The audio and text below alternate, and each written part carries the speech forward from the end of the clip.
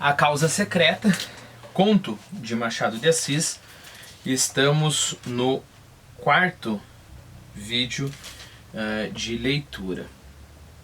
Então terminamos o vídeo anterior com o Garcia apreensivo porque ele estava preocupado com a saúde da Maria Luísa, né? 2 dias depois, exatamente o dia em que os vemos agora, Garcia foi lá jantar. Perceba a elegância, né, que o narrador nos traz de volta lá para aquela cena. Lembra do começo do conto? O narrador nos mostrou uma cena dramática e a gente fica pensando o que será que está acontecendo, né? Por que será que está esse climão aqui? E ele deixa aquela cena dramática pausada e volta lá mais de um ano para nos contar a história. E finalmente nos traz de volta esta cena, né? Então, mais uma vez. 2 dias depois, exatamente o dia em que os vemos agora, Garcia foi lá jantar. Na sala, disseram-lhe que Fortunato estava no gabinete e ele caminhou para ali. Ia chegando à porta no momento em que Maria Luísa saía aflita. Que é? Perguntou-lhe. O rato! Exclamou a moça sufocada e afastando-se. Garcia lembrou-se que na véspera ouvira ao Fortunato queixar-se de um rato que lhe levara um papel importante, mas estava longe de esperar o que viu. Viu Fortunato sentado à mesa que havia no centro do gabinete e sobre a qual pusera um prato com espírito de vinho. O que é espírito de vinho? O nosso álcool, o álcool normal, né? O álcool etílico. Então tinha um pratinho lá com álcool. O líquido flamejava. Entre o polegar e o índice da mão esquerda, então da esquerda, segurava um barbante, de cuja ponta pendia o rato atado pela cauda. Na direita tinha uma tesoura. No momento em que o Garcia entrou, Fortunato cortava ao rato uma das patas. Em seguida, desceu o infeliz até a chama, rápido, para não matá-lo. E dispôs-se a fazer o mesmo à terceira patinha, pois já havia cortado a primeira. Garcia estacou horrorizado. Mate-o logo, disse-lhe. Já vai. E com um sorriso único, reflexo de alma satisfeita, alguma coisa que traduzia a delícia íntima das sensações supremas, Fortunato cortou a terceira pata ao rato e fez pela terceira vez o mesmo movimento até a chama. O miserável estorcia-se guinchando, ensanguentado, chamuscado e não acabava de morrer. Garcia desviou os olhos, depois voltou-os novamente e estendeu a mão para impedir que o suplício continuasse, mas não chegou a fazê-lo, porque o diabo do homem impunha medo com toda aquela serenidade radiosa da fisionomia. Faltava cortar a última pata. Fortunato cortou-a muito devagar, acompanhando a tesoura com os olhos. A pata caiu. E ele ficou olhando para o rato meio cadáver. Ao descê-lo pela 4ª vez até a chama, deu ainda mais rapidez ao gesto para salvar, se pudesse, alguns farrapos de vida. Garcia, de fronte, conseguia dominar a repugnância do espetáculo para fixar a cara do homem. Nem raiva, nem ódio. Tão somente um vasto prazer, quieto e profundo. Como daria a outro a audição de uma bela sonata ou a vista de uma estátua divina. Alguma coisa parecida com a pura sensação estética. Pareceu-lhe, e era verdade, que Fortunato havia-o inteiramente esquecido. Isto posto, não estaria fingindo e devia ser aquilo mesmo. A chama ia morrendo O rato podia ser que tivesse ainda um resíduo de vida, sombra de sombra. Fortunato aproveitou-o para cortar-lhe o focinho e pela última vez chegar a carne ao fogo. Afinal, deixou cair o cadáver no prato e arredou de si toda essa mistura de chamusco e sangue. Chamusco aqui é o cheiro de queimado, né? E sangue. Não só o cheiro de queimado, né? O próprio rato todo chamuscado ali, as partinhas dele, né? Tente imaginar a cena, é importante pra gente ter esse tipo de impacto que o Garcia teve. Então agora no pratinho está lá o ratinho, é para ter 5 partes soltas ali, né? As 4 patinhas e o focinho que foram cortadas com a tesoura. Ao levantar-se, deu com o médico e teve um sobressalto. Então mostrou-se enraivecido contra o animal que lhe comera o papel, mas a cólera evidentemente era fingida. Castiga sem raiva, pensou o médico, pela necessidade de achar uma sensação de prazer que só a dor alheia lhe pode dar. É o segredo deste homem. Fortunato encareceu a importância do papel, a perda que lhe trazia, a perda de tempo, é certo, mas o tempo agora era-lhe preciosíssimo. Garcia ouvia só, sem dizer nada, nem lhe dar crédito. Relembrava os atos dele, graves e leves. Achava a mesma explicação para todos. Era a mesma troca das teclas da sensibilidade. Ou seja, em todas essas situações, ele trocou essas teclas que, em teoria, todos nós temos que ter dentro de nós da sensibilidade. Um diletantismo sui generis. Diletantismo é aquilo que você faz só por prazer, né? Se você é diletante na música, você não leva isso a sério como profissão, mas te dá um prazer muito grande.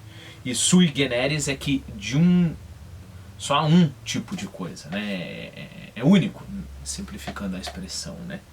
Se a gente for separar em gêneros de prazer, tem um gênero só desse tipo de prazer que o Fortunato sente. Uma redução de Calígula. Calígula era um imperador romano conhecido por sua crueldade. E redução aqui quer dizer uma miniatura de Calígula, né? Quando Maria Luísa voltou ao gabinete daí a pouco, o marido foi ter com ela, rindo, pegou-lhe nas mãos e falou-lhe mansamente, fracalhona, e voltando-se para o médico, há de crer que quase desmaiou? Maria Luísa defendeu-se a medo, disse que era nervosa e mulher. Depois foi sentar-se à janela com as suas lãs e agulhas, e os dedos ainda trêmulos, tal como vimos no começo desta história. Hão de lembrar-se que, depois de terem falado de outras coisas, ficaram calados os 3. O marido, sentado e olhando para o teto, o médico estalando as unhas. Pouco depois foram jantar, mas o jantar não foi alegre. Maria Luísa cismava e tossia. O médico indagava de si mesmo se ela não estaria exposta a algum excesso na companhia de tal homem. Era apenas possível algum excesso no sentido de que o Fortunato estava fazendo alguma coisa, né, para Maria Luísa, né, ou justamente o excesso que ela acabou de experienciar, né, talvez não ele faça alguma coisa efetivamente para ela, bata nela ou alguma coisa assim, mas o excesso de crueldade, isso estaria prejudicando a Maria Luísa. Essa teoria era apenas possível, mas o amor, né, trocou-lhe a possibilidade em certeza. Tremeu por ela e cuidou de os vigiar. Ela tossia, e não se passou muito tempo que a moléstia não tirasse a máscara. Era tísica. Lembre-se que tísica é tuberculose pulmonar. Provavelmente daqui a pouco ela vai começar a tossir sangue, né? Era a tísica, velha dama insaciável que chupa a vida toda até deixar um bagaço de ossos. Fortunato recebeu a notícia como um golpe. Amava de veras a mulher a seu modo. Estava acostumado com ela, custava-lhe perdê-la. Não poupou esforços, remédios, médicos, ares, todos os recursos e todos os paliativos. Mas foi tudo vão. A doença era mortal. Nos últimos dias, em presença dos tormentos supremos da moça, a índole do marido subjugou qualquer outra afeição. O que quer dizer? Essa complexidade, essa personalidade dele, a sua compleição moral, venceu a afeição. Então ele tem algo para causar prazer aí, né? Não a deixou mais, fitou o olho baço, quer dizer, não brilhante, embaçado, né? E frio naquela decomposição lenta e dolorosa da vida. Bebeu uma a uma as aflições da bela criatura, agora magra e transparente, devorada de febre e minada de morte. Egoísmo aspérrimo, quer dizer, extremamente áspero, faminto de sensações, não lhe perdoou um só minuto de agonia, nem lhos pagou com uma só lágrima, pública ou íntima. O prazer era muito grande para que pudesse lembrar da afeição que ele sente pela mulher. Só quando ela expirou é que ele ficou aturdido, voltou a si, viu que estava outra vez só. De noite, indo repousar uma parenta de Maria Luísa, que a ajudara a morrer, ficaram na sala Fortunato e Garcia, velando o cadáver, ambos pensativos. Mas o próprio marido estava fadigado. O médico disse-lhe que repousasse um pouco. Vá descansar, passe pelo sono 1 hora ou 2, eu irei depois. Fortunato saiu, foi deitar-se no sofá da saleta contínua e adormeceu logo. 20 minutos depois acordou, quis dormir outra vez, cochilou alguns minutos até que se levantou e voltou à sala. Caminhava nas pontas dos pés para não acordar a parenta que dormia perto. Chegando à porta, estacou assombrado, Fortunato, né? Garcia tinha-se chegado ao cadáver, levantara o lenço e contemplara por alguns instantes as feições defuntas. Depois, como se a morte espiritualizasse tudo, inclinou-se e beijou-a na testa. Foi nesse momento que Fortunato chegou à porta, estacou assombrado. Não podia ser o beijo da amizade. Podia ser o epílogo de um livro adúltero, ou seja, o último capítulo de um grande adultério. Então, foi essa teoria que ele teve na mente, né?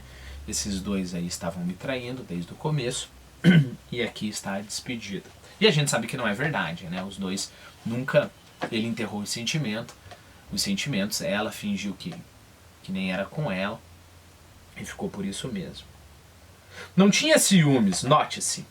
A natureza compô-lo de maneira que lhe não deu ciúmes nem inveja, mas dera-lhe vaidade, que não é menos cativa aos ressentimentos. Não por ciúmes, mas pela vaidade ofendida, né? Como assim ela vai preferir outro? Olhou assombrado, mordeu os beiços.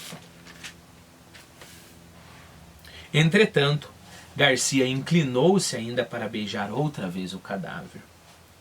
Mas então não pôde mais.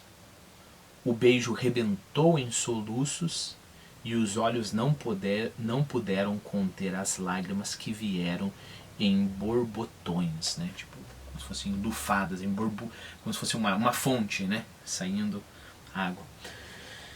Então as lágrimas vieram em borbotões, lágrimas de amor calado e irremediável desespero. Fortunato, à porta, onde ficara, saboreou tranquilamente essa explosão de dor moral que foi longa, muito longa, deliciosamente longa.